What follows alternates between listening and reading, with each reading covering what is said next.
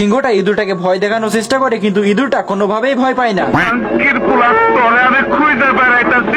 ইঁদুরটা সিংহের নাকের উপরে উঠে সিংহের চোখে থুতু মেরে সেখান থেকে পালিয়ে যায়। কিন্তু এদিকে তো ইঁদুরটা সিংহের মুখের মধ্যে ঢুকছিল, তো মুখের মধ্যে ঢুকে পড়ে এবার সিংহ ইঁদুরটাকে চাপাতে শুরু করে। ইঁদুরটা দাঁতের ফাঁকে দাঁড়িয়েছিল, তখনই গলার ভিতরে লাফ দেয়, জিহ্বা লম্বা করে দিয়ে ইঁদুরটা আবারও দৌড়াতে শুরু করে, বাট আবারও ইঁদুরটা সিংহের মুখের ভিতরে চলে যায়। সিংহটা জিহ্বা দিয়ে ধরে আবারও মুখের ভিতরে পুরে নেয়, মুখের ভিতরে পুরে এবার সাথে সাথে গিলে ফেলে, যার জন্য ইঁদুরটা সরাসরি পেটের মধ্যে চলে যায়। মানে ইঁদুরটা এত ছোট ছিল যে পেটের মধ্যে যাওয়ার পরেও তার কিচ্ছু হয় না, যার জন্য সে পেটের ভিতরে খেলা করতে শুরু করে। বাট সিংহ এবার শয়তানি বুদ্ধি বানায় সেই ইঁদুরটাকে এবার বোম দিয়ে মারবে, যার জন্য সিংহটা বোমের মাথায় আগুন ধরে পেটের মধ্যে ফেলে দেয়। ইঁদুর তো ঠিকই বাইরে বেরিয়ে আসে, বাট বোমটার কি হবে?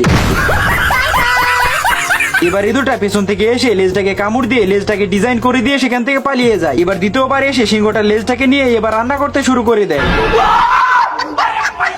পেছন ঠান্ডা করার জন্য সিংহটা পানির ভিতরে জুবড়িয়ে বসে থাকে। মানে সিংহটা উপরে তো আসলো, বাট লেজ ধরে ইঁদুরটাও চলে আসে। সিংহটা ইঁদুরটাকে দেখে এত ভয় পায়, যার জন্য সে লুকাবার জন্য পাথরের নিচে ঢুকে পড়ে। কিন্তু একটা জিনিস বুঝলাম না, এইটুকু পাথরের নিচে এত বড় সিংহ কিভাবে আটলো?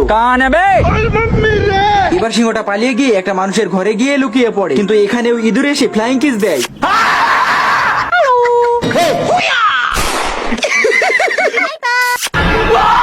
মানে সিংহটা আয়নাতে তার চেহারা দেখলেও ভয় পেয়ে যায়।